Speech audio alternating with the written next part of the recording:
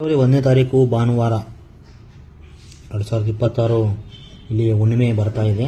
ಆ ಹುಣ್ಣಿಮೆಯ ಒಂದು ಸಂದರ್ಭದಲ್ಲಿ ಯಾವ ರೀತಿ ನೀವು ಪೂಜೆಯನ್ನು ಮಾಡಬೇಕು, ಯಾವ ರೀತಿ ನೀವು ಇದನ್ನು ಪೂಜೆಯನ್ನು ಅಚ್ಚುಕಟ್ಟಾಗಿ ಕಾರ್ಯನಿರ್ವಹಿಸಬೇಕು ಅಂತ ಹೇಳೋದಾದರೆ, ಅದಕ್ಕಿಂತ ಮುಂಚಿತವಾಗಿ ನನ್ನ ಅಕೌಂಟನ್ನು ಫಾಲೋ ಮಾಡಿಬಿಟ್ಟು ಲಾಸ್ಟಿಗೆ ಈ ವಿಡಿಯೋವನ್ನು ಶೇರ್ ಮಾಡಿ ನೋಡಿ. ಇಲ್ಲಿ ಫೆಬ್ರವರಿ 1ನೇ ತಾರೀಕು ಏನು ಹುಣ್ಣಿಮೆ ಬರ್ತಾ ಇದೆ ಅಲ್ವಾ, ಅದಕ್ಕೆ ಏನು ಯಾವ ರೀತಿಯ ಪೂಜೆಯನ್ನು ಮಾಡಬೇಕಂದ್ರೆ, ಒಂದು ತಾಮ್ರದ ಚೆಂಬಿಗೆಯನ್ನು ತಗೊಂಡ್ಬಿಟ್ಟು ಅದರಲ್ಲಿ ಸ್ವಲ್ಪ ನೀರನ್ನು ಹಾಕಿ ಆ ಒಂದು ನೀರಿನಲ್ಲಿ 2 ಲವಂಗವನ್ನು ಹಾಕಿಬಿಟ್ಟು ನೀವು ಆ ಚಂದ್ರದೇವರಿಗೆ ನೀವು ಒಂದು ಮಂತ್ರವನ್ನು ಪಠಿಸಬೇಕಾಗುತ್ತೆ.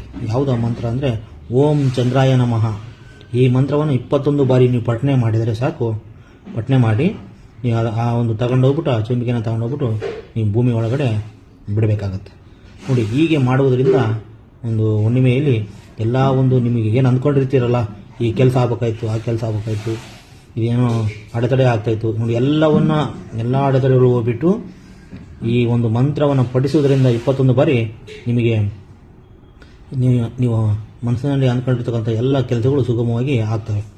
21 ಬಾರಿ ಓಂ ಚಂದ್ರಾಯ ನಮಃ ಅಂಥೇಳಿ ನೀವು ಹೇಳಬೇಕಾಗುತ್ತೆ ಈ ಮಂತ್ರವನ್ನು.